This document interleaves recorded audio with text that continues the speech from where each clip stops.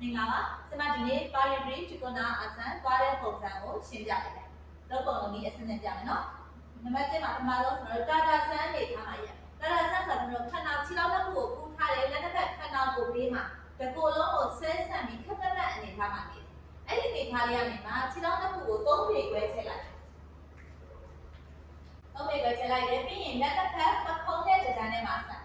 ။လက်တစ်ခုပခုံးနဲ့တန်းနဲ့မှာဆန့်တယ်။ဆက်ထားတဲ့အနေထားဒီအနေထားလေးမှာကျွန်တော်ညာဘက်ခြေထောက်ညာဘက်ကိုလက်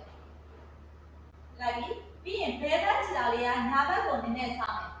ဟုတ်ပြီနော်ဒီအနေထားမှာလေးကိုရှိမယ်လေးကိုထွက်တဲ့ခန္ဓာကိုညာဘက်ကိုလက်မယ် white ခက်မယ်ဟုတ်ပြီဘယ်လက်အောင်ညာလက်အပေါ်မျက်နှာအပေါ်လက်ကိုကြည့်ဒီပုံစံလေးထားလေးမှာပုံမှန်တိုင်းလက်ရှိနေတယ်အဲ့ဒီအနေထားမှာကျွန်တော်ရဲ့ခန္ဓာကိုကြည့်မယ်ဆိုရင်ဒီတော့ဒီပုံစံလေးဒီမှာဓာတ်ကိုစောင့်မှတ်နော်ဒီဟာတစ်ထောင်နဲ့ရှိနေတယ်3ကန်ဆိုလေးဖြစ်မှာဒီဘက်မှာလည်းအဲ့လိုပဲ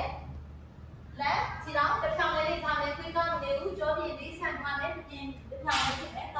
ကန်ဆိုလေးဒီကြောပြည့်ဒီမှာရမတ်ကိုတက်တက်ဖွင့်ထားမယ်ဒီကြောပြည့်ကတပြေးကြီးဖြစ်မယ်လက်ကနေကြည့်အောင်နော်ဟုတ်ပြီအဲ့တော့ခြေကနေကြည့်မယ်ဆိုရင်လည်းကျွန်တော်ဘေးကနေကြည့်မယ်ဆိုတဲ့ခန္ဓာကိုယ်ကအဆုံးခံမနေဘူးတစ်ထောင်နဲ့ရှိမယ်ဟုတ်ပြီနော်အဲ့ဒီတစ်ထောင်ကိုရအောင်ပြင်မယ်နောက်ခြေကနေကြည့်ဒီမှာဒီရမတ်ကိုဖွင့်ထားပေးမယ်ညလုံးလက်ထိပ်ကိုကြည့်မယ်ရမတ်ကိုဖွင့်ထားမယ်တပြေးကြီးဖြစ်ရဟုတ်ပြီနော်ဒီကံကျိုးပုံစံလေးပေါ်ပြန်လာမယ်ဆိုရင်ကျွန်တော်တို့သွားထားတဲ့အတိုင်းပြန်လာမယ်လက်မနဲ့ချာအလုံးမဲ့ကိုစိတ်နှပြအေးချမ်းကြပါစေဆရာမဆုရောတာပါ